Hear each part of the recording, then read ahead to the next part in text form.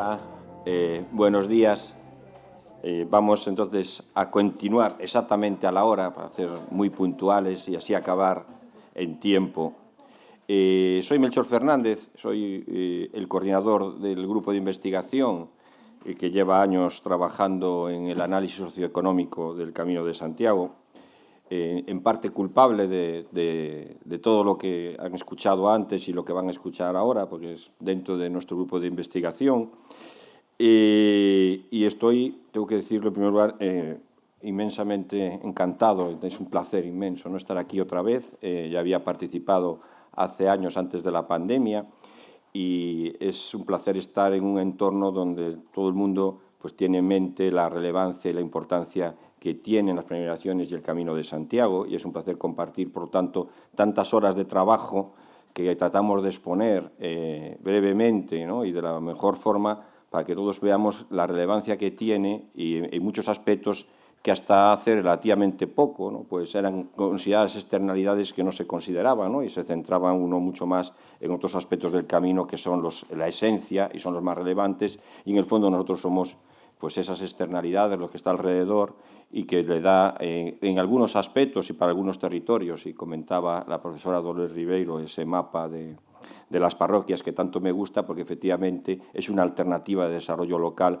para muchos territorios de los que consideramos ahora zonas despobladas, no solo en Galicia, sino también en el entorno de Portugal, en Castilla, en el resto de España e incluso en Francia, ¿no?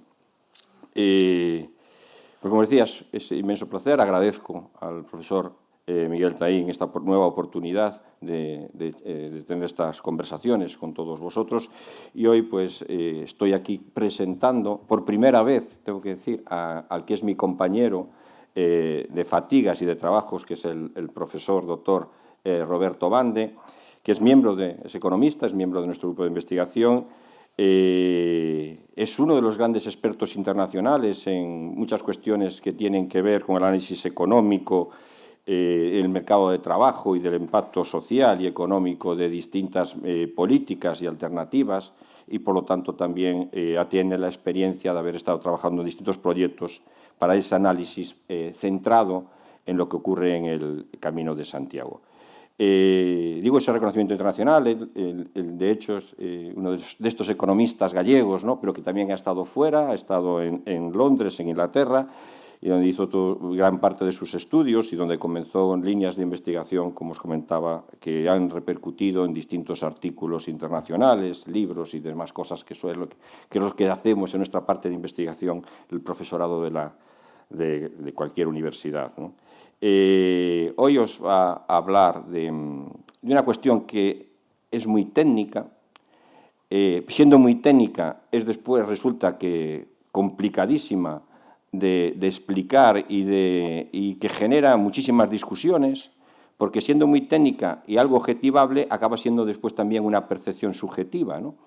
Y cada uno de nosotros entiende por saturación algo distinto, y eso efectivamente pues, repercute en cómo poder medir eso y cómo poder medir la carga, que es algo técnico, y después esa carga turística, o lo que se llama también la carga de la acogida, la capacidad de acogida de un territorio. Lo que os va a contar es muy novedoso, y entonces voy a hacer un poco de publicidad, porque realmente no se había hecho, siempre se calculan estas capacidades de carga para espacios cerrados, ¿no? Delimitados, donde se puede perfectamente después gestionar los flujos dentro de ese espacio. Estamos hablando del Camino de Santiago, y como decía antes, no le podemos decir a la gente que haga un camino o haga otro, lo haga un día o lo haga otro, es un espacio abierto. Entonces, calcular las capacidades de carga en espacios abiertos pues ha requerido hacer unos importante esfuerzo metodológico también, ¿no? Y con todos los matices que, como seguro bien os comentará el profesor Roberto Bande. Pues nada más, muchas gracias. Pues muchas gracias. Hasta me voy a poner rojo y todo, después de todos los elogios que mi compañero Melchor Fernández ha expresado sobre mí. Bueno, primero dar las gracias al profesor Taín por esta invitación. Es para mí un placer participar en este curso de verano. Es mi primera vez en este curso de verano, y bueno, pues no puedo estar más que muy orgulloso y agradecido por la invitación. Y un poquito, el profesor Fernández ya ha hecho un poco la introducción a mi charla. el impacto de la crisis sanitaria del COVID-19 sobre la capacidad de carga turística del Camino francés. Ya adelanto, yo creo que les voy a decepcionar un poco porque vienen de una primera conferencia muy poética, muy bonita, muy agradable de escuchar. La conferencia de nuestra compañera Dolores Ribeiro también ha sido, digamos que tiene toda esa narrativa de los perfiles que también es agradable de escuchar. En cambio, esto es mucho más duro, esto es técnica pura y dura. Entonces, vamos a hablar de cálculos. Entonces, pido disculpas por adelantado, voy a tratar de hacerlo lo más ameno posible, pero esto es un concepto técnico que en todo caso también es modulable. En cualquier caso, comentarles que esta investigación fue financiada por la Cátedra Institucional en la convocatoria de proyectos de investigación. Entonces tuve la suerte de poder concurrir a esa convocatoria y obtener uno de los premios, uno de esos proyectos, en un contexto, evidentemente, en el cual la COVID-19 era en ese momento muy relevante. Había muchas preocupaciones, muchas incertidumbres sobre los efectos que podía generar sobre los flujos de peregrinos en el Camino de Santiago, sobre la capacidad de acogida y la capacidad de carga turística del propio camino. Y entonces, de alguna manera, eso motivó la investigación. Bien, este es un breve resumen de lo que les voy a contar. Vamos a tratar de introducir y motivar el estudio. Voy a presentar el concepto de capacidad de carga turística, que, insisto, es un concepto muy técnico, entonces voy a tratar de ser lo menos técnico posible para que sean capaces de entender la dimensión que tiene la capacidad de carga turística. Las limitaciones también que puede tener, porque al final va a depender mucho de los supuestos que uno haga sobre el comportamiento de los peregrinos, sobre el comportamiento en la gestión de los recursos turísticos. Les presentaré muy brevemente la metodología que hemos desarrollado específicamente para el caso del Camino de Santiago, en nuestro caso el Camino francés, para realizar el cálculo de esta capacidad de carga turística, y después los resultados. Presentaré lo que es el escenario base, el resultado que tendríamos en ausencia de COVID, cuál ha sido el posible impacto de la COVID-19, y después haré un breve comentario acerca de el impacto sobre el análisis de demanda y oferta del principal sector económico vinculado al camino, que es el sector hostelero, ¿no? Bien, empezaremos por el principio. Todos, ya hemos hablado aquí, lo ha hecho la profesora Dolores antes, Dolores Ribeiro, también lo ha comentado el profesor Fernández. El impacto social y económico que tiene el Camino de Santiago está fuera de toda duda. El estudio que realizamos en 2018 así lo mostraba. Sobre todo es un impacto a nivel local. La importancia que tiene el camino como actividad económica y como actividad de generación de actividad económica, como actividad que ayuda a sostener o a mejorar la dinámica demográfica de los concellos por los que pasan estas distintas rutas, está fuera de toda duda. Por lo tanto, la aparición de la COVID-19 generó una serie de dudas, de incertidumbres sobre qué efectos podía provocar la pandemia y, sobre todo, qué efectos podía provocar las restricciones derivadas de la pandemia. Porque, al final, la lucha contra la pandemia lo que trajo fue la imposición de restricciones a la movilidad, la imposición de distanciamiento personal, límite de aforos.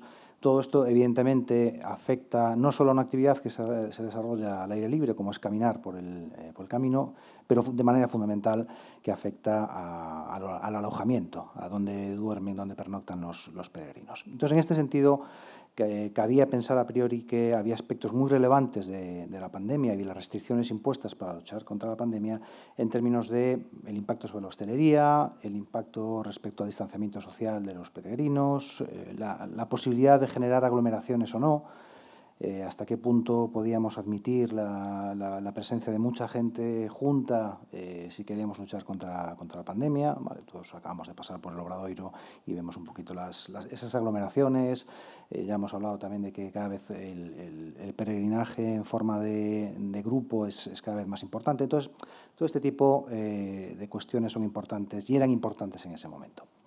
Porque las restricciones imponen límites en la capacidad de albergar peregrinos, de albergar visitantes, imponen límites a la hora de aceptar visitantes en un recurso turístico clave como es el Camino de Santiago y un recurso turístico clave a nivel local.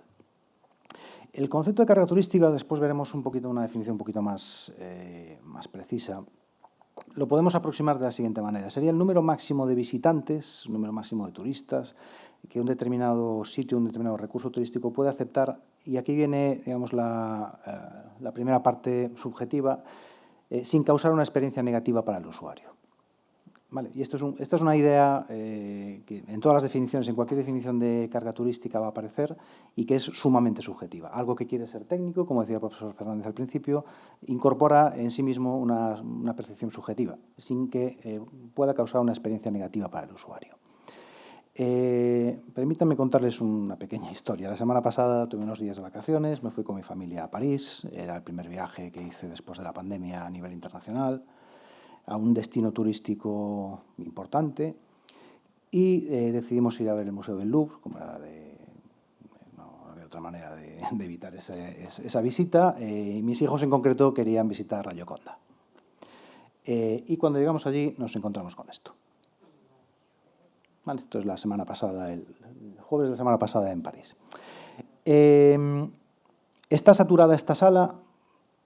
Pues puede que sí, puede que no. Es decir, es totalmente subjetivo. Es decir, ¿podemos considerar que esta sala está saturada? Bueno, pues va a depender de muchos aspectos. Va a depender de, en primer lugar, las características físicas del sitio turístico en concreto que estemos analizando. Pues esta sala tiene una determinada superficie, tiene una determinada anchura, entonces, bueno, podemos calcular el número de metros cuadrados disponibles para permitir que la gente entre. De hecho, había un guardia de seguridad, cuando notaba que la sala estaba demasiado llena, cortaba el paso y ya no se podía entrar. Vale, entonces, en primer lugar, las condiciones físicas, evidentemente, afectan a la capacidad de carga turística, al número máximo de visitantes que podemos admitir sin que, digamos, que la experiencia sea negativa. Evidentemente, también depende de la dimensión social, de cómo se comporten los visitantes. La inmensa mayoría de los visitantes en esta sala iban directos hacia el fondo. Es decir, se ponían directamente en la cola, como pueden ver hay una serie de cintas para empezar a guardar cola. Entonces, la inmensa mayoría de los visitantes querían ver la Gioconda e iban directos a ver la Gioconda. Sin darse cuenta, por ejemplo, que en la contrapared tenemos un cuadro tan importante como las bodas de Cana, que pasaba prácticamente desapercibido para la inmensa mayoría de los visitantes. Entonces, el comportamiento de los propios visitantes, los propios turistas, también determina, digamos, la capacidad de carga turística, qué admitimos como experiencia negativa o no. Y, por último, cómo se gestiona la visita por parte de los responsables. Permitimos que la gente pueda estar un poquito más desahogada, ¿no? Digamos, el aspecto de gestión también afecta a la capacidad de carga turística. De todas las personas que estaban en esta sala, posiblemente mucha gente el único deseo que tenían era hacer una foto a la Gioconda, por lo tanto seguramente no consideraban que estuviese especialmente saturado. Si alguien quiere apreciar digamos, aspectos más artísticos y detenerse delante del cuadro, es prácticamente imposible, con lo cual la experiencia será claramente negativa. Entonces, en este sentido, es importante tener claro desde el primer momento que la capacidad de carga turística lleva consigo un concepto, un elemento claramente subjetivo, porque después la capacidad de carga turística se asocia al concepto de saturación. ¿Está un recurso turístico saturado o no? Desde el punto de vista técnico, nosotros podemos dar una respuesta. Entonces, podemos calcular esta capacidad máxima de visitantes en base a una serie de criterios técnicos, compararlo con el número de visitantes, y entonces podemos hablar de saturación o no. Pero vamos a seguir teniendo esa percepción subjetiva. De nuevo, una anécdota. En toda esta serie de encuestas que realizamos a peregrinos en el conjunto de estudios que estamos realizando, hay peregrinos que consideran que en el mes de agosto el Camino de Santiago no está saturado en absoluto. ¿Vale? Quizás en los momentos de mayor afluencia de peregrinos hay peregrinos que consideran que no hay saturación. ¿Por qué? Porque es precisamente en ese aspecto lúdico, joven, que comentaba antes la profesora Ribeiro, ese perfil que está cambiando, precisamente es lo que quieren, esa es la experiencia que quieren vivir. Estar rodeados de gente de su edad, estar rodeados de gente que está haciendo una actividad similar a la que están realizando ellos. Entonces, en ese sentido, seguramente no consideren que haya saturación. Otros peregrinos, por ejemplo, se les pregunta en el mes de octubre, donde la afluencia ya baja considerablemente, y hay peregrinos que consideran que sí, que el camino está altamente saturado. ¿Por qué? Porque posiblemente el perfil de peregrino que hace el camino en el mes de octubre sea distinto, sea un perfil más individual, más experto, quiera una experiencia más introspectiva, y en ese sentido estar rodeado de gente, por poca que sea, le va a dar una sensación de saturación. Entonces, digamos que todo esto justifica el hecho de que la capacidad de carga turística, siendo un concepto técnico, lleve consigo este elemento subjetivo que hace que sea objeto de numerosos debates y numerosas discusiones, como seguramente los datos y los números que les voy a poner en la pantalla va a poner de manifiesto. En cualquier caso, las medidas anti-COVID-19 que fueron aplicadas afectan a estos aspectos de los cuales depende la capacidad de carga. La dimensión social, cómo se gestiona esa visita, si vamos a restringir aforos, si no, si vamos a imponer distancias de seguridad o no. Entonces, en ese momento, en el contexto del Camino de Santiago, surgió la necesidad de calcular el efecto potencial de las restricciones de la COVID sobre la capacidad de carga turística del camino, en comparación con los cálculos que habíamos hecho en el estudio inicial de 2018, que fue un poco donde desarrollamos esta metodología. ¿Cuál es el objetivo último? Es ayudar en el diseño de medidas de prevención, en el diseño de medidas de gestión del espacio turístico. Es decir, todo el conocimiento que podamos tener sobre el comportamiento de los visitantes, de los peregrinos, toda la información técnica que podamos tener puede ayudar en la toma de decisiones en términos de gestión, en términos de prevención. Y, en todo caso, los números y los cálculos que les voy a presentar, tómenlos como una referencia, no como una verdad absoluta. Es decir, estos números, digamos que son un punto de referencia que nos pueden servir para las discusiones, pero en ningún caso vamos a decir que son deseables ni deben ser un objetivo de política de gestión del recurso turístico. Simplemente es un punto de referencia a partir del cual podemos tomar decisiones o podemos opinar. Bien, los antecedentes del trabajo yo creo que ya están establecidos. Ese estudio sobre el impacto socioeconómico que elaboramos en el Grupo de Investigación para la Ciencia y Turismo de Galicia. En ese momento, en 2018, desde la agencia se nos transmitió una preocupación y era que estaba trascendiendo en prensa, de alguna manera, que en los meses de agosto, julio, había una saturación en el camino. Por lo menos era la percepción que se estaba dando desde algunos medios de comunicación era que el camino francés en especial estaba muy saturado. ¿Vale? Lo acompañaban con unas fotos muy llamativas, no he podido encontrarlas, pero bueno, seguramente las recuerden todos. Filas de peregrinos sentados en el camino comiendo bocadillos. Entonces, un poco se estaba vendiendo la idea de que el Camino de Santiago estaba muy saturado, de que había demasiada gente en el camino. De nuevo, teniendo en cuenta que la saturación es un concepto subjetivo, decidimos abordar esta tarea de calcular la capacidad de carga turística para comprobar si efectivamente esa sensación de saturación o esa idea tenía un soporte en términos de los datos, en términos de la realidad. Bien, dentro de ese contexto, las contribuciones de esta investigación son, por un lado, proporcionar una evidencia acerca del impacto que la pandemia, las restricciones derivadas de la pandemia han tenido sobre la capacidad de carga turística del Camino francés, tomando como referencia, de nuevo, esos cálculos iniciales que hicimos en 2018. Hemos desarrollado, y esto ya lo ha comentado el profesor Fernández, una metodología nueva y específica adaptada al Camino de Santiago para poder calcular la capacidad de carga turística. Quizás este sea la principal aportación del trabajo desde el punto de vista científico, metodológico, haber desarrollado esta adaptación de metodologías existentes al contexto específico del Camino de Santiago. Hemos calculado esa capacidad de carga turística por mes y por etapas. Lo justificaremos después. A diferencia de recursos turísticos más estáticos, más cerrados, donde la capacidad de carga es un concepto, digamos, inamovible, nosotros hemos visto que necesariamente vamos a tener que abordarlo desde una perspectiva más dinámica, tanto desde el punto de vista físico como desde el punto de vista temporal. Y, por último, hemos calculado un índice de demanda para analizar el impacto que la pandemia generó sobre la actividad hostelera, que es la principal actividad económica del camino, de nuevo relacionado con noticias que aparecían en prensa en los peores momentos de la pandemia sobre si había una excesiva presión de la demanda sobre la oferta, si la oferta se estaba ajustando o no. Entonces, bueno, hemos calculado estos índices que les presentaré al final. Bien, entonces, hecha esta presentación general, paso a comentarles de una manera, espero, lo más didáctica posible, el concepto de capacidad de carga turística. Como decíamos, número máximo de visitantes, de turistas, que un determinado espacio, un lugar turístico puede manejar sin perjudicar la experiencia del usuario, sin que esa experiencia sea negativa. Y como hemos visto, incluso os doy alguna referencia en la literatura, depende de toda una serie de elementos, como pueden ser las características del sitio turístico, es decir, qué dimensiones tiene, qué tipo de recorrido se hace en ese espacio, cuál es el tipo de turismo, si es un turismo más de grupo, un turismo más individual, si es un turismo basado en la explotación de la naturaleza o no, cuál es el entorno en el que se realiza la visita. Si toda esta serie de características determinan la capacidad de carga turística. Ya adelanto, es un concepto que no está exento de críticas. Por ejemplo, Macaulay Lime dicen o establecen que las condiciones que se deben dar para poder calcular la capacidad de carga turística casi nunca se dan, por lo tanto es un concepto que en sí mismo no debería tener validez ninguna, y que sería mejor avanzar en conceptos o en metodologías más basadas, por ejemplo, en la experiencia del visitante, el Customer Experience, que cada vez está siendo más importante en este tipo de análisis, la protección de los recursos, la protección medioambiental, cuáles son los límites de cambio aceptables en la explotación de los recursos turísticos, etc.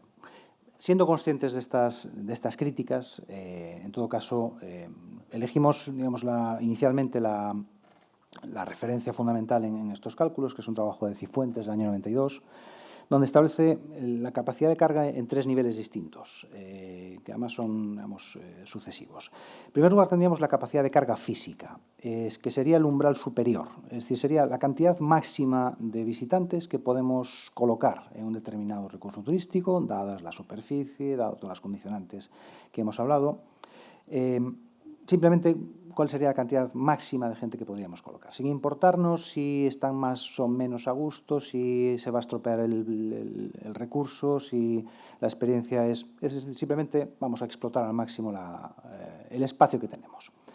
Bien, sobre esa capacidad de carga física, en realidad sabemos que existe una serie de condicionantes, existe una serie de factores limitantes que determinan lo que se conoce como la capacidad de carga real, que sería el límite real de visitantes o de peregrinos en un determinado recurso turístico sin que llegue a causarse una sensación de saturación, de malestar, de degradación, tanto social como medioambiental. Se calcula partiendo de esa capacidad de carga física, imponiendo, como digo, una serie de factores limitantes que son específicos y deben ser específicos para cada lugar turístico. De hecho, después les comentaré cuáles son los factores limitantes que hemos diseñado o que hemos pensado que son los más relevantes para el caso del Camino de Santiago. Y por último, existe un tercer nivel inferior a la capacidad de carga real, que sería la capacidad de carga efectiva, que sería de nuevo el número máximo de visitantes que podríamos admitir en un recurso turístico, teniendo en cuenta cuestiones relacionadas con la gestión administrativa, gestión económica, gestión de seguridad del propio recurso. Pues si necesitamos personal de taquillas, si necesitamos personal de seguridad, personal de limpieza, eso también nos determina el número máximo de visitantes que podemos admitir. Gráficamente es muy fácil de ver, es decir, la capacidad de carga física sería un gran número de personas que teóricamente, potencialmente, podríamos introducir dentro del recurso turístico.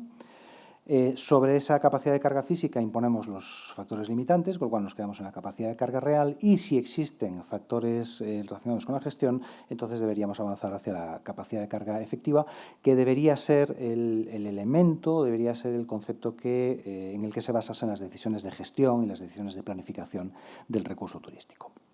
Bien, este enfoque general, como es digamos, el enfoque tradicional en la literatura, lo hemos intentado aplicar al Camino de Santiago y, de hecho, nos hemos visto forzados a adaptarlo al caso del Camino francés a través de ese desarrollo metodológico. ¿Por qué? En primer lugar, porque los determinantes que nos mueven desde la capacidad de carga física hacia la capacidad de carga real son, en el caso del Camino de Santiago, muy específicos. No nos vale lo que se está aplicando en otros contextos y en otros recursos turísticos. Y, en segundo lugar, porque en realidad el Camino francés o el Camino de Santiago no tiene una capacidad de carga efectiva. No hay gestión, digamos, económica, gestión administrativa, más allá de la gestión de las compostelas. No hay una gestión del camino, es decir, no tenemos taquillas, no tenemos personal de seguridad, no hay limpieza. Entonces, de alguna manera, digamos, la capacidad de carga efectiva va a coincidir con la capacidad de carga real. Bien, cuando nos movemos de la capacidad de carga física a la capacidad de carga real, lo que la literatura nos ha enseñado es que generalmente los factores limitantes que se han diseñado están en función de sitios turísticos estáticos. Pensemos, por ejemplo, un museo, un espacio natural, pensemos una playa, incluso la playa de las Catedrales, donde ahí lo que podemos tener en cuenta pues, son el número y tamaño de grupos. Si tenemos pues, autobuses que llegan a visitar el grupo turístico, entonces tenemos que ajustar la capacidad a esos grupos. Si la meteorología es más o menos favorable en términos de días de lluvia o altas temperaturas, cuál es el tipo de terreno, si es más duro, más árido, más fácilmente nadable, etc. Entonces, estos son los factores que generalmente en la literatura se están utilizando a la hora de pasar desde la capacidad de carga física a la capacidad de carga real.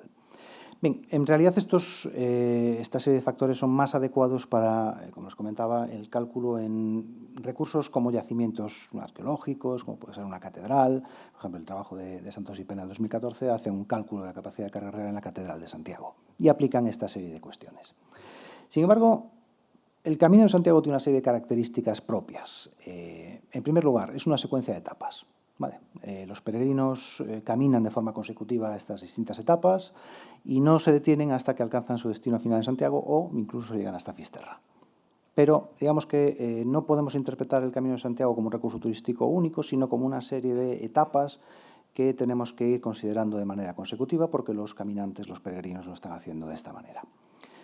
Una vez que comienzan el camino, raramente abandonan, salvo condiciones físicas, lesiones graves, etc. Es muy raro que un peregrino deje de caminar el camino hasta que llegue a Santiago. Y esto también tenemos de tenerlo en cuenta. En tercer lugar, las condiciones meteorológicas extremas, y hablamos de condiciones meteorológicas extremas, es decir, no de una ligera lluvia, sino de temperaturas muy elevadas, pensemos temperaturas por encima de los 30 grados centígrados, condiciones de lluvia duras, precipitaciones diarias por encima de los 10 litros por metro cuadrado, temperaturas frías, temperaturas medias por debajo de los 5 grados, esas son condiciones meteorológicas extremas. Bien, incluso bajo esas condiciones meteorológicas los caminantes, los peregrinos no abandonan el camino, sino que adaptan su comportamiento, pero siguen caminando. Entonces, esto también tenemos que tenerlo en cuenta a la hora de calcular esta capacidad de carga turística. Entonces, toda esta serie de cuestiones nos llevan a la necesidad de aplicar factores limitantes específicos para el Camino de Santiago.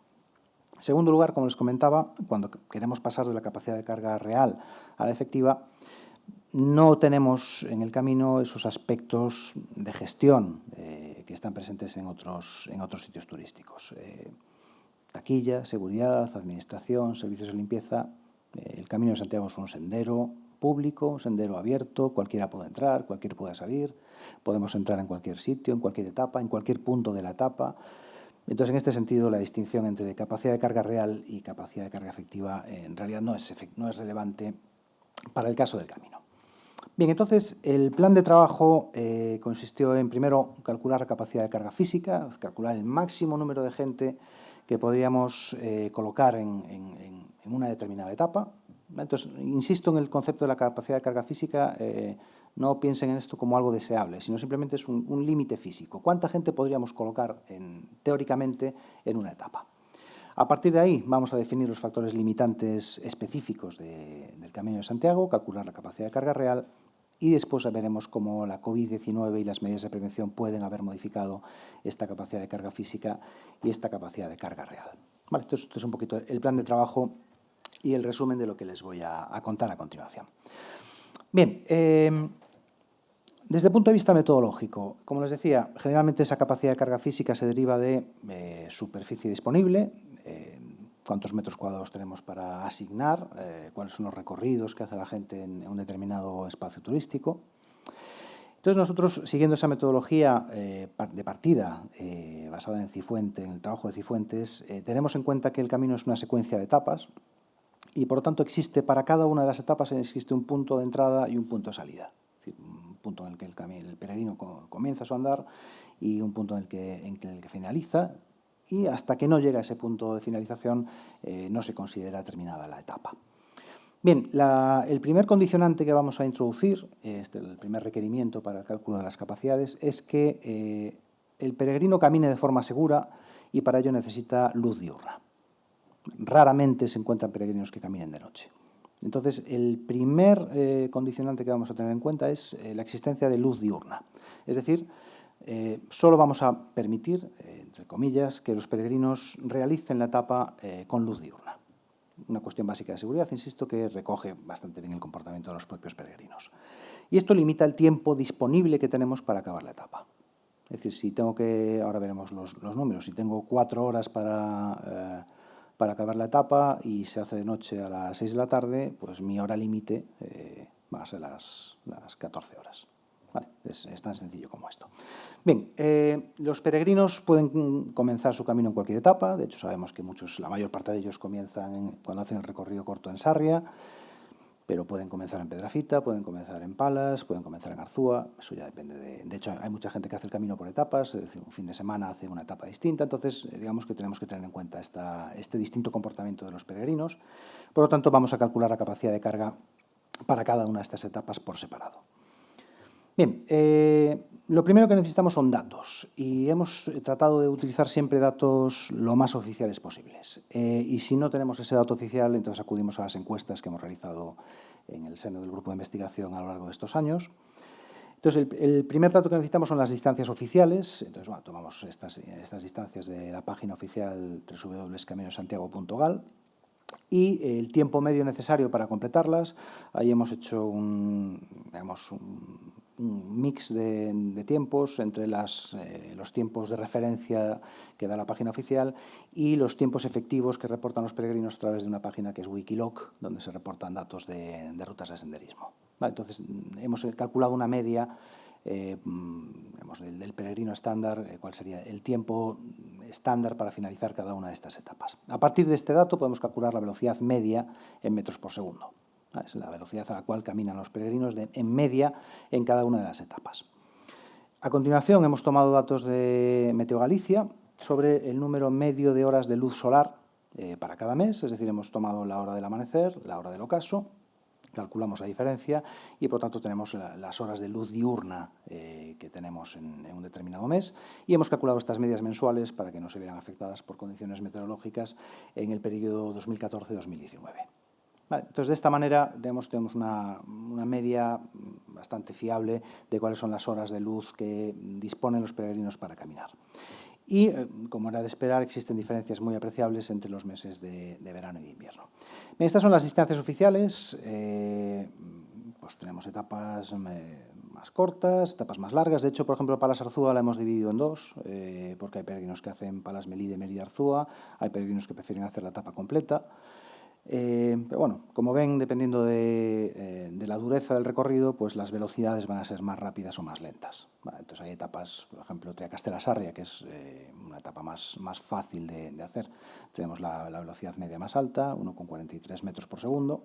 Tenemos que Pedrozo-Santiago, que es una etapa dura, toda la subida hasta la Bacolla, la velocidad es más baja, 1,10. Pero bueno, en todo caso son tiempos de referencia que vamos a necesitar. Sí que me interesa, tenemos aquí el tiempo necesario para acabar la etapa, porque este dato lo vamos a necesitar a continuación para poder calcular, junto con las horas medias de luz diurna, cuánto tiempo tenemos para permitir que salgan peregrinos a caminar. Vale, estas son las horas medias de luz diurna, evidentemente los meses de verano, entre mayo, junio, julio y agosto, tenemos hasta 5 o 6 horas más de luz diurna que en los meses de invierno. Los datos de amanecer, todos los datos meteorológicos que hemos tomado de Meteo Galicia los hemos tomado de las estaciones más próximas a las cabeceras de etapa. Vale, entonces digamos que es el dato más cercano a la cabecera de etapa que tenemos disponible.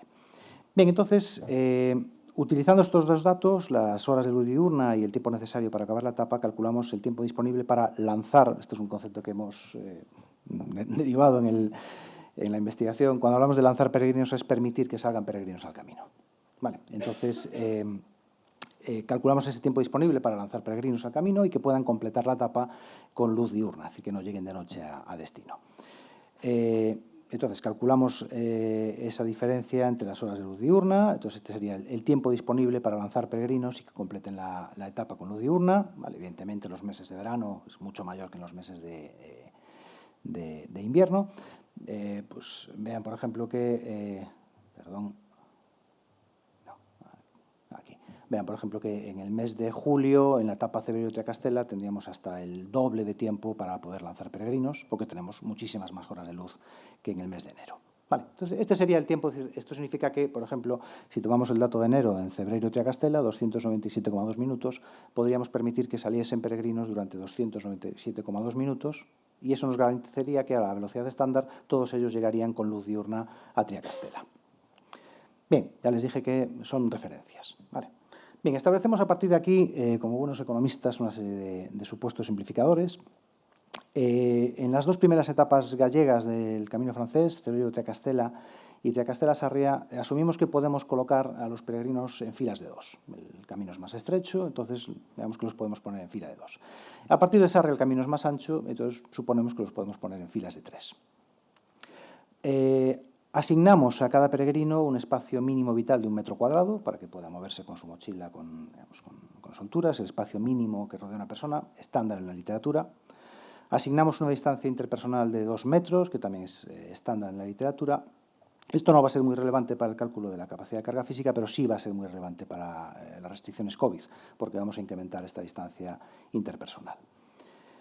Bien, entonces, con todos estos datos ya podemos proceder al cálculo de la capacidad de carga física. Simplemente necesitamos saber cuánto tiempo tarda un peregrino en recorrer la distancia interpersonal, esos 2 metros. En función de la velocidad, pues puede variar entre 1,4 y 1,8 segundos.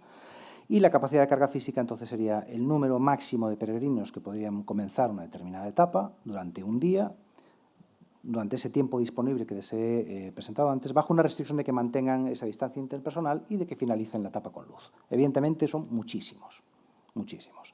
Pues para que se hagan una idea, por ejemplo, en el mes de junio, en el tramo, en la etapa Cebreiro-Triacastela, podríamos permitir que saliesen 53.718 peregrinos al día. Es decir, piensen que estamos poniendo peregrinos en grupos en filas de 2 o en filas de 3 cada 2 metros de distancia. Evidentemente es una referencia. Bien, a diferencia de lo que se trabaja habitualmente en la literatura, primero, la capacidad de carga física es un concepto dinámico, varía a lo largo del año. Debido a las distintas horas de luz, tenemos que la capacidad de carga puede aumentar hasta un 100% en función de los meses del año que consideremos. Sobre esta capacidad de carga física es donde vamos a empezar a aplicar los factores de reducción, los factores limitantes. Y hemos considerado 4. El más importante, el factor social, porque, lo ha comentado antes la profesora Ribeiro, la peregrinación tiene una dimensión social, tiene una dimensión personal, y esta dimensión creemos que es la más importante de todas. Y después hemos tratado de recoger lo que la literatura o cómo la literatura suele trabajar la meteorología. En el caso del Camino de Santiago entendemos que los 3 principales factores serían las precipitaciones intensas, las altas temperaturas y las bajas temperaturas. Evidentemente el factor social va a ser el que está más afectado por las restricciones derivadas de la COVID-19. Bien, voy a plantear a partir de aquí 2 escenarios, un escenario base, que es lo que habría ocurrido si no hubiese pandemia, y el escenario COVID-19, que es lo que ocurre si imponemos restricciones sociales a los grupos que hacen el Camino de Santiago. Bien, entonces, respecto al primer factor limitante, el factor social, lo comentaba antes también la profesora Ribeiro. A pesar de que muchos peregrinos comienzan el camino solos, cada vez menos, pero sí que comienzan el camino solos, acaban formando un grupo. Se acaba formando un grupo con el que caminar. Y estos grupos, además, hemos encontrado a través de las encuestas que tienden a mantener una cierta distancia entre ellos. Es decir, prefieren no aglomerarse, sino que, para evitar una sensación de saturación, tienden a mantener una cierta distancia entre ellos. Y, evidentemente, las restricciones COVID van a aumentar la distancia entre estos grupos burbuja, de hecho, que se acaban formando o que se acababan formando dentro del camino.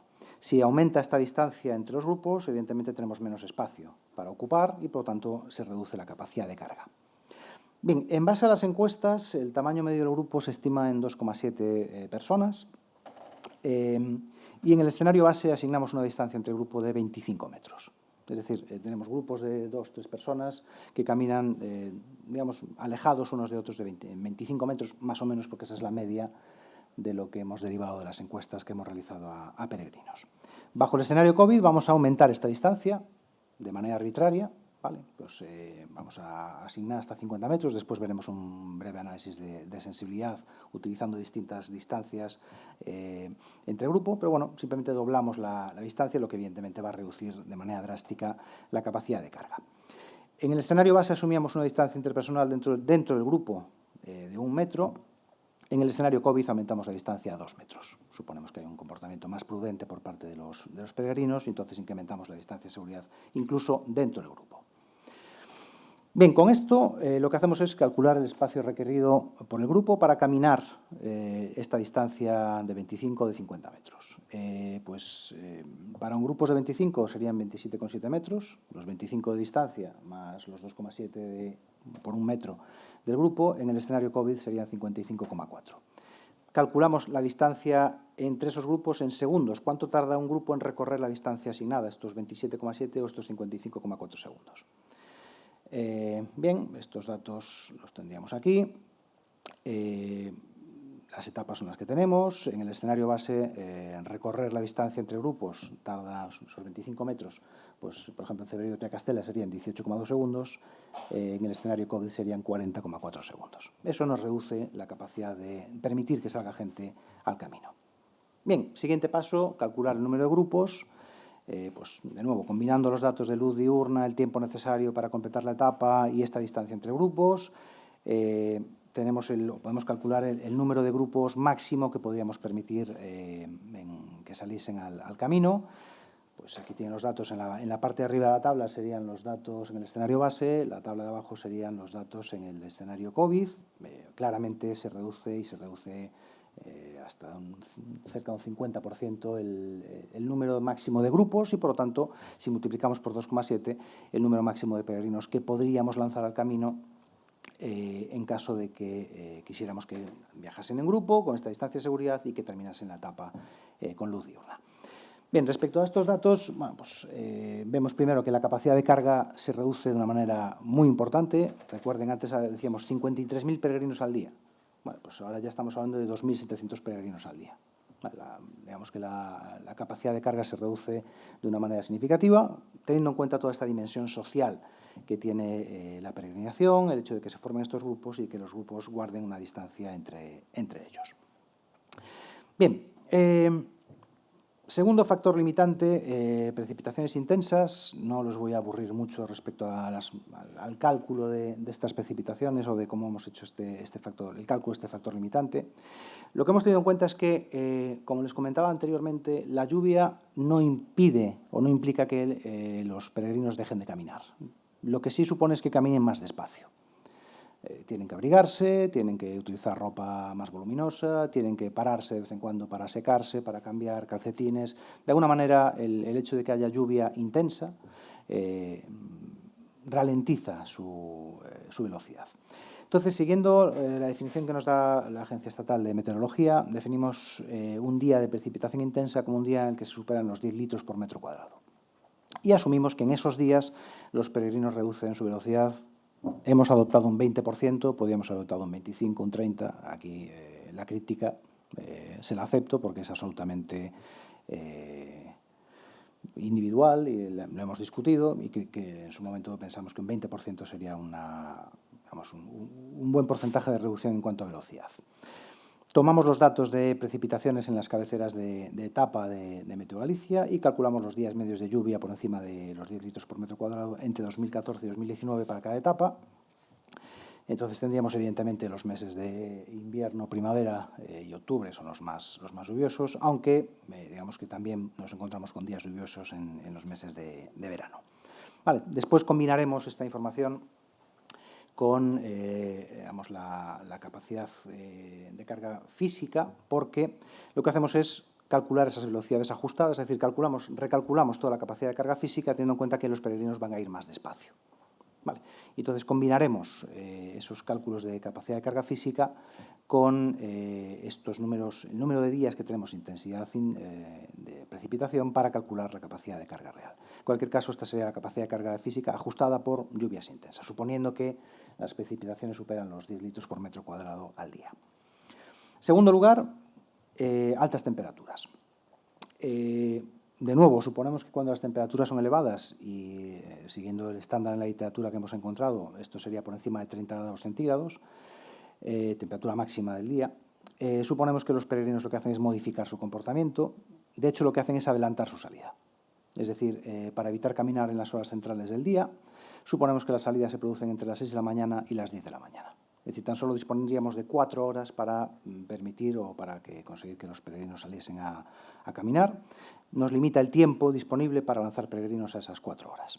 Entonces, lo que hemos hecho ha sido tomar los datos de nuevo de Meteo Galicia sobre temperaturas diarias máximas, calculamos la media mensual de días por encima de 30 grados en el periodo 14-19 y tendríamos esta tabla. Evidentemente se concentran en los meses de mayo, junio, julio, agosto, septiembre y a veces algún día de octubre. Vale, pero claramente en los meses de verano y sobre todo en determinadas etapas, piensen por ejemplo en Sarria, Porto Marín Palas, es donde pega más duro el sol, mientras que en las etapas más de montaña el problema es menos relevante.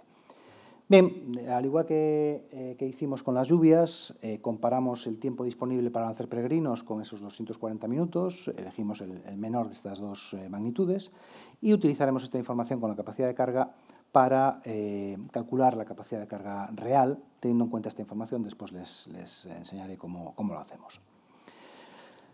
Por último, tenemos las bajas temperaturas. De nuevo, suponemos que por mucho frío que haga, los peregrinos no dejan de caminar, no dejan de salir al camino.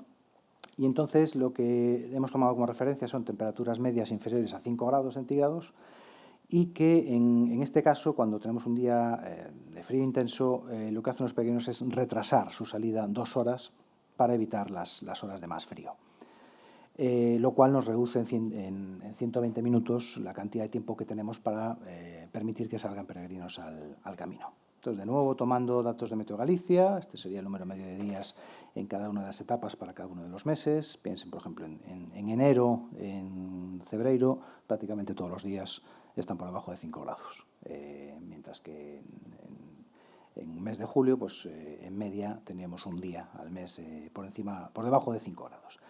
Bien, combinamos esta información con la velocidad media, con las horas de luz, calculamos el tiempo disponible para lanzar peregrinos y calculamos la capacidad de carga física ajustada por este adverso meteorológico.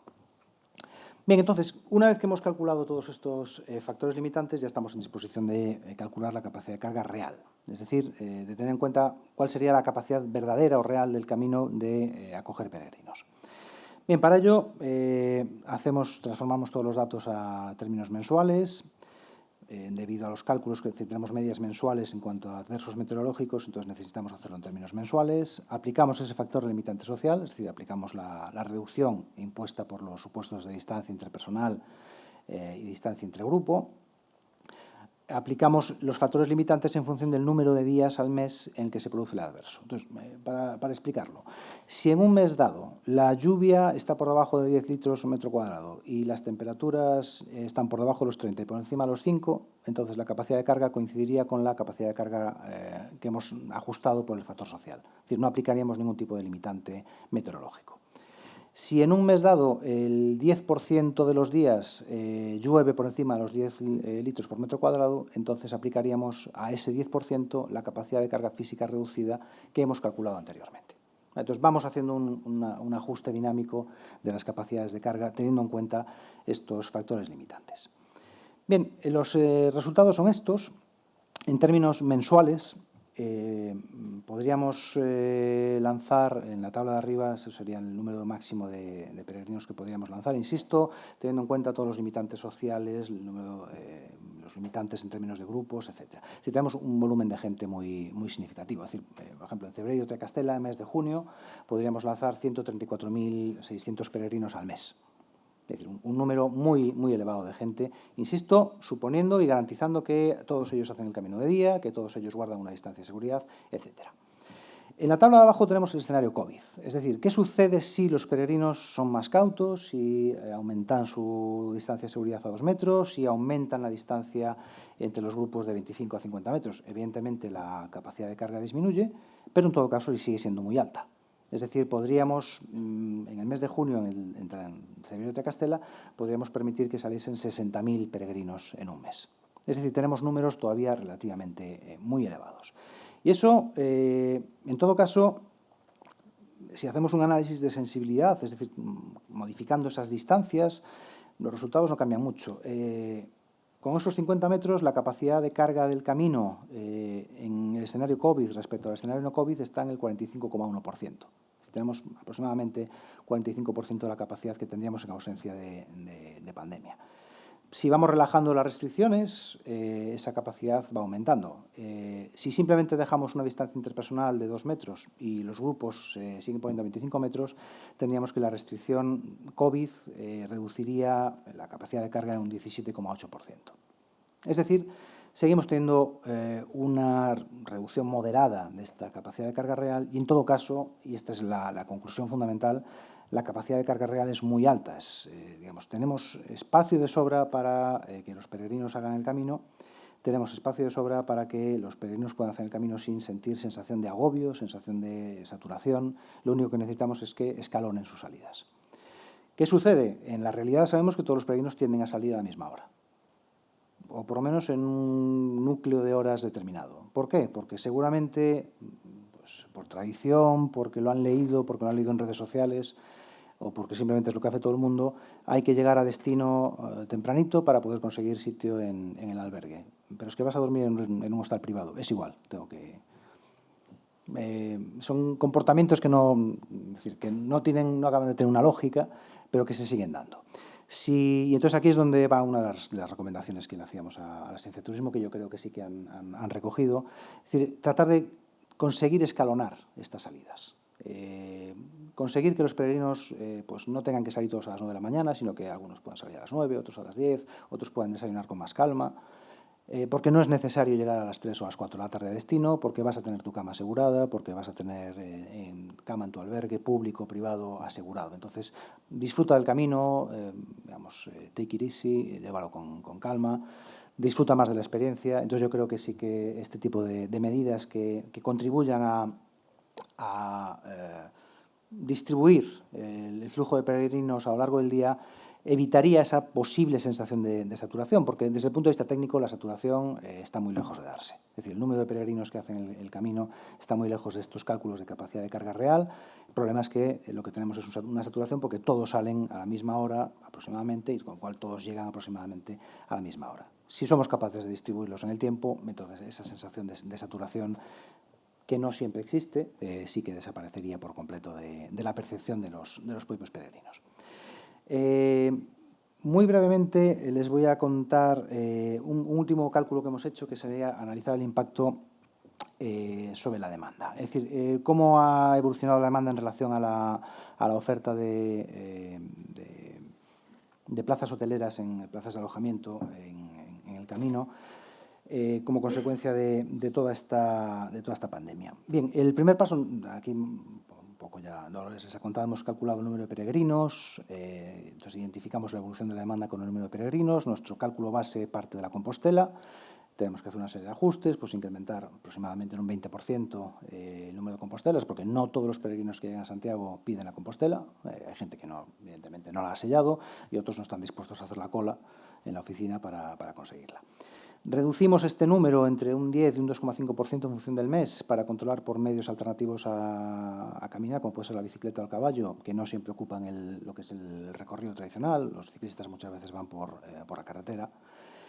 En las dos primeras etapas reducimos el porcentaje de peregrinos que comienzan en Sarria, ¿vale? Para ajustar ese comportamiento en términos de cumplir con los 100 kilómetros. Y después tenemos que hacer un último ajuste, que es de Palas de Rey en adelante sumamos a los que vienen del camino primitivo y de Arzúa en adelante añadimos a los que siguen el camino norte, que todos ellos a partir de esas etapas contribuyen al flujo de peregrinos en esas etapas. En segundo lugar, lo que hemos hecho es analizar la oferta alojativa durante la pandemia. Y entonces, como saben, durante una buena parte de la pandemia, no solo el confinamiento, sino los meses posteriores, los albergues públicos, en su inmensa mayoría, permanecieron cerrados. De hecho, hemos calculado la oferta era de 186 camas sobre una capacidad de 1.660. Es decir, se redujo la oferta de alojamiento pública en un 11,1% de la disponible, de la capacidad. ¿Qué sucedió con la oferta privada? Bien, lo que hemos hecho es calcular el número total de camas disponibles en cada municipio utilizando los datos que nos proporciona el Instituto Gallego de Estadística. Y suponemos, como no tenemos datos efectivos de cuántos establecimientos estaban abiertos o cerrados, hemos establecido dos supuestos. Primero, la oferta privada ha seguido la oferta pública, es decir, se ha reducido en un 88,9%. ¿Ha sido suficiente para cubrir la demanda de los peregrinos o no? Segundo supuesto, más realista, la reducción en la oferta privada de alojamiento es menos extrema, la situamos, por ejemplo, en un 50%, y la comparamos con el número de peregrinos, es decir, calculamos ese índice de demanda. ¿Llega para cubrir la demanda o no? Estas son la oferta privada de alojamiento que nos proporciona el Instituto Galego Estadístico, y estos serían los índices de demanda. En la tabla de arriba tendríamos esa oferta extrema, esa variación extrema en la oferta privada, se reduce en la misma cuantía que la oferta pública. Entonces vean que los problemas sucederían en los meses de julio y agosto, insisto, teniendo en cuenta la demanda efectiva de peregrinos en los años de pandemia. Es decir, teniendo en cuenta que ha caído mucho el número de peregrinos, tendríamos problemas en algunas etapas, pues Puerto Marín, Palas de Rey, Melide, en los meses de julio y agosto. Ahí la oferta alojativa ni privada y pública, que se ha reducido en un 88,9%, no sería capaz de absorber la demanda tan baja que había de peregrinos. En la tabla de abajo tenemos el comportamiento, una reducción del 50%, y ahí desaparecen los problemas de presión de demanda. Esto significa que, como de hecho sabemos, la oferta de alojamiento, lo que ha hecho la privada, se ha ajustado a la evolución de la presión de la demanda.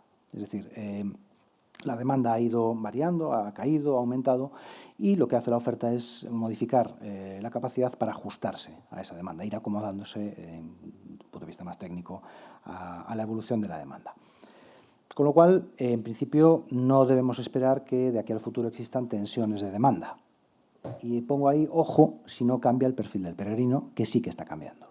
Es decir, si pasamos de un perfil más tradicional, que prefiere albergarse en albergues, no le importa compartir habitación, de hecho le gusta esa experiencia de comer todos juntos, dormir todos juntos, y pasamos a un perfil más de turista, como nos comentaba antes la profesora Ribeiro, en la cual la experiencia de albergue quizás ya no sea tan atractiva, sino lo que quiero es mi habitación individual, con mis servicios individuales. Puede ser que simplemente por una cuestión de precaución ante la COVID. Entonces ahí las cosas sí que pueden cambiar, porque sí que podemos tener una cierta presión sobre la demanda si no se va acomodando esta oferta y aparecen nuevos espacios alojativos diseñados específicamente para este nuevo perfil de peregrino. En todo caso, estos resultados, tanto los de capacidad de carga en términos de pandemia o no pandemia, como estos cálculos en términos de presión de demanda, entendemos que son importantes en el diseño de las políticas dirigidas a aumentar la demanda. Cuando sí queremos intensificar la presencia de peregrinos, es necesario que los responsables planifiquen esto de una manera correcta para que no haya problemas y que no haya tensiones con la demanda. Y también, como ya se deriva de lo que hemos comentado, tenemos que hay una fuerte importancia en las actitudes de los peregrinos. Esos cambios en los perfiles de peregrinos pueden ser importantes a la hora de explicar estas ciertas tensiones que pueden aparecer en la demanda de alojamiento en el camino. En todo caso, esto es lo que espero no haberles aburrido demasiado con los datos. Esto es lo que quería comentar respecto a este tema. Muchas gracias.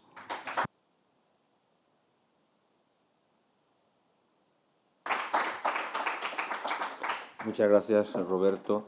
Y ahora se abre un turno de cuestiones. Entiendo que sí que habrá cuestiones, porque esto aunque es un poco técnico, sí que cada uno de nosotros tiene una opinión, ¿no?, sobre la percepción de saturación y sobre cómo se puede solucionar. Creo que ha dejado muy claro que una cosa es la capacidad física de una localización o la propia catedral, que a lo mejor se ve mucho más claro, ¿no? Cuántas personas podemos poner en esa catedral. En el camino parece como una cosa un poco extraña esto de que estemos lanzando peregrinos, es decir, que estemos en una barrera diciendo, ahora sales tú, como si fuese una contrarreloj, ¿no?, de ciclistas, donde cada X tiempo dejamos que salga un peregrino, ¿no? Sabemos que esto es algo completamente teórico, ¿no?, pero es simplemente para calcular esa capacidad. Y que supongo que también ha quedado bastante claro que el factor limitante más importante es esa costumbre de todos salir a la misma hora, ¿no? Esto es como si tuviésemos el metro de Madrid y todo el mundo coge el metro a la misma hora, que es lo que pasa. Y entonces, efectivamente, el metro está saturado a esa hora, pero el resto de horas el metro va vacío o semivacío, ¿no? Yo hacemos mucho el camino a la inversa, ¿no? Como investigadores, es decir, vamos al revés. Pues nosotros cuando hacemos las etapas del camino al revés, pues nos cruzamos con todos los peregrinos en 1 hora, hora y cuarto, y después ya casi es una anécdota ir encontrándose a otro peregrino, ¿no? Bueno, y esta es la situación. Y después, efectivamente, todo lo que comentaba de esa percepción subjetiva, como bien decía, nos encontrábamos con esta... Al final era más fuerte el cómo uno realiza el camino, si lo hacen en grupo o individual, define la percepción que tiene de saturación, ¿no? Si ya va en grupo, su percepción de saturación es mucho menor, porque ya va en ese grupo y ya lo está haciendo de esa forma y es lo que ha elegido. Y para aquellos que sí que quieren estar solos, la percepción de saturación es inmediata, es decir, con que haya un grupo pequeño de gente que vive el camino de una forma distinta, ¿no? Entonces, pues nos hablan del ruido, ¿no? Del ruido, ¿no? De que están cantando o están haciendo cualquier cosa, pues eso, para el que quiere sobrecogerse, ¿no? Sobre mí mismo, pues es complicado. En todo caso, el tener toda esta información facilita que cada uno pueda escoger el momento, porque efectivamente esto es dinámico, ¿no? Y como habéis visto, cambia muchísimo en función de cada momento del tiempo. Y uno de los supuestos en los que siempre tenemos la discusión es lo de horas de luz, ¿no? Lo deseable es que todo el mundo hiciese la peregrinación con horas de luz, ¿no? Pero sabemos que para la parte de la tarde no hay nadie, pero a las mañanas sabemos que, desgraciadamente, desde mi punto de vista, desgraciadamente, porque se está perdiendo gran parte del atractivo del camino, muchos comienzan sus etapas de noche, ¿no? Y entonces tenemos estos focos que se han puesto también tanto de moda, y lo cual provoca, el que se levanten tan temprano algunos, provoca que los demás se tengan que levantar también temprano, ¿no? Y esa es una de las razones también porque los albergues están, de carácter público, están perdiendo parte de esa capacidad, ¿no? Porque si realmente uno quiere ir a un ritmo distinto, pues es imposible, ¿no? Y entonces eso también está pasando. Y bueno, supongo que si conseguimos con algunas cosas, como se ha hecho también, todo lo que tenía que ver con la modificación de las etapas, eso también es muy complicado, ¿no? Históricamente están claras cuáles son las etapas, están muy marcadas y todos queremos hacer lo que históricamente se ha hecho, pero hoy tenemos muchísimas más alternativas y eso está facilitando que efectivamente pues no haya esa percepción como en otros años, ¿no? Porque en estos momentos hay mucha gente en el camino, muchísima, más que en el último año, que fue récord. Entonces, bueno, y en cambio no hay tantos problemas como nosotros detectábamos en las conversaciones con los peregrinos en el 2019, ¿no? Ahora nos falta lo peor, ¿no? Se supone, desde ese punto de vista, que es julio y agosto, pero mayo y junio han sido muy fuertes y no ha sido tan problemático como nos habían contado. Hay puntos calientes, ¿no? Pero hay puntos calientes como los hay en cualquier actividad turística, como bien conocéis, ¿no? Y eso entra en otra razón, que es la democratización del turismo, ¿no? Es un elemento que hay que tener en consideración y que, claro, limitar la entrada a la catedral para que efectivamente, bueno, pues... que se haya que tener una venta anticipada, bueno, pues puede servir para el control de los flujos, pero significa otras cosas, ¿no? No todo el mundo tiene el tiempo suficiente para pasar 3 o 4 días en Santiago para ver la catedral, ¿no? Que podía llegar a ser el resultado de hacer un control de flujos más estricto, ¿no? Os dejo. Veis que este es un tema que sí que generaría mucha discusión. Bueno, se abre el turno de preguntas.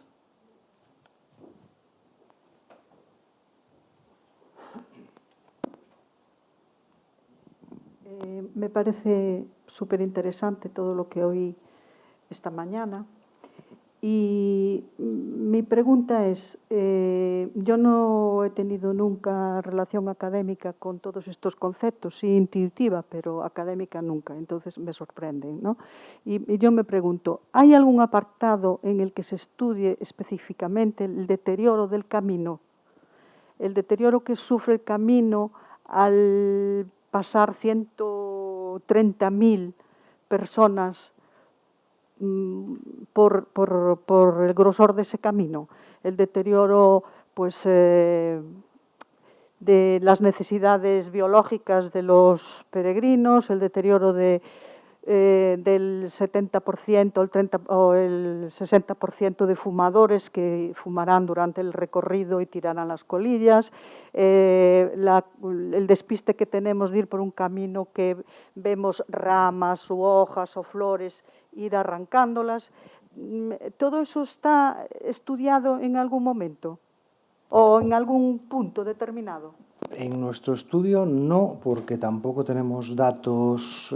Si ya calcular el número total de peregrinos que efectivamente llegan a Santiago es complicado, bueno, tenemos contadores hacer una estimación de ese tipo de cuestiones es más complicado. Evidentemente hay daño medioambiental y es un daño que sí, cuando tenemos en cuenta, vamos, cuando en economía tenemos en cuenta hacemos una evaluación del impacto económico, sí que incorporamos estos costes, de estas externalidades que generan los peregrinos al pasar. Hay una cierta valoración económica del impacto medioambiental del camino.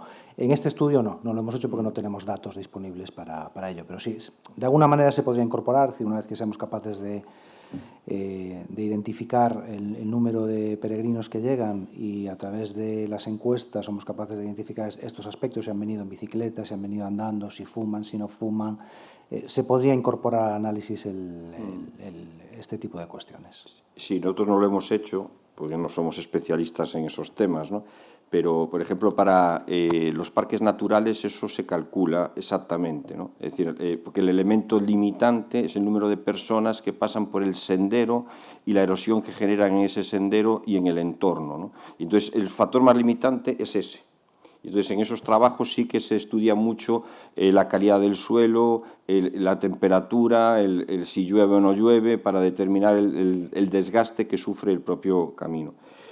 Paralelamente, nosotros sí que les preguntamos, en todos estos trabajos que ya hemos hecho, le hemos preguntado también a los residentes, ¿no? La percepción que tienen los residentes sobre estos peregrinos y sobre los impactos que tienen estos peregrinos sobre su día a día, ¿no? Entonces, muchas de las cosas, me estaba yo sonriendo, porque muchas de las cosas que estabas comentando son cosas que nos trasladaron los residentes, ¿no? Hay externalidades negativas de los peregrinos que no nos podríamos ni imaginar antes, ¿no? Es decir, te dicen el asiático, el japonés, que ve esa bola de plástico y tiene curiosidad por saber qué es esa bola de plástico, ¿no? Y entonces coge y rompe la bola de plástico, con lo cual ha destrozado esa hierba que iba a ser el alimento de la vaca. Las situaciones donde la gente se hace selfies con los animales, ¿no? Han tenido que cambiar los seguros de los animales, muchas de las personas que vivían en el entorno del Camino de Santiago, por eso. El que no pueden salir a trabajar como salían antiguamente, porque podían salir más sucios, ¿no? Pero ahora resulta que si salen muy sucios, resulta que hay alguien que inmediatamente le acaba sacando una foto y se acaban viendo en un entorno. Es decir, sabemos que hay muchas cosas positivas y sabemos que hay también externalidades negativas en estos procesos, ¿no? Esas externalidades que habías comentado medioambiental, por ejemplo, en cambio eso lo valoran positivamente, ¿no? Consideran que los peregrinos no están afectando negativamente a los aspectos medioambientales de su entorno y que en muchos casos lo favorecen, ¿no? Porque saben que es gracias a que efectivamente el camino está, que su entorno, el entorno del camino por el que está pasando y su pueblo, está en mejores condiciones que si no estuviese el camino. Y lo mismo, por ejemplo, con el servicio sanitario, ¿no? Saben que se refuerza y saben que si no estuviesen pasando los peregrinos, quizás el médico de vacaciones estaba de vacaciones realmente, ¿no? Estamos hablando bueno, como estaba marcado ahí, entornos de muy poca población, ¿no? Yo estaba ayer escuchando a los médicos que están poniéndose en pie de guerra en estas zonas turísticas muy saturadas, ¿no? De que no lo refuerzan, ¿no? Claro, lo refuerzan, pero no lo refuerzan en la necesidad de... Y aquí, en el fondo, pues no es que necesiten un refuerzo, pero sí que mantiene, ¿no? Entonces, y en el término medioambiental... normalmente el peregrino tiene mucha más conciencia medioambiental que el visitante normal, que el visitante tradicional, muchísima más. Es decir, que no es tan problemático. Supongo que sí que fumarán. No hemos hecho esa pregunta. Ahora me resultaría curioso saber cuál es el porcentaje de los peregrinos que fuman, ¿no? Pero sí que si la gestión del camino no es adecuada por el ayuntamiento, enseguida se nota, porque vemos los montones de basura porque los peregrinos las acumulan. No la dejan en cualquier sitio. Bueno, hay puntos calientes también, ¿no? El punto caliente de la salida de Melide, ¿no? Porque Bueno, y eso es otra anécdota, porque la gente sale después de comer el pulpo y ver el vino y entonces se despista un poquito más en esas cosas, pero son puntos calientes, ¿no? que efectivamente conocemos y que podemos actuar y gestionar, ¿no? Pues dar una vuelta a la salida de Melide más rápido que en otras zonas, porque sabes que se va a acumular y en puntos donde los peregrinos descansan realmente. Y de hecho el incremento de puntos de descanso y recogida selectiva de basura está funcionando muy bien. ¿Más preguntas?